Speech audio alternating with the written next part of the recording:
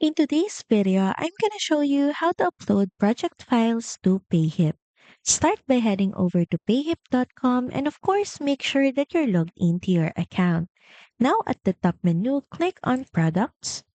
Next is click on the Add New Product button. And for the product type, choose Digital Product. Once inside, give your product a title or name. And of course, don't forget to upload your product file in this section. Select your project files from your computer. Just keep in mind that Payhip supports PDFs, zip files, videos, and more. Next is set your price in this section, or you can also choose a pay what you want option if you want flexible pricing.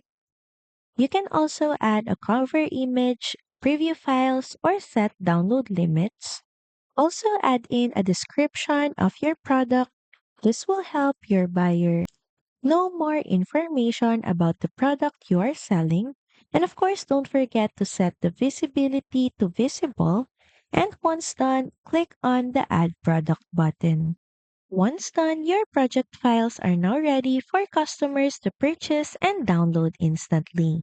So that's pretty much it. Thank you very much for watching this video, and I'll see you again on the next one. Bye!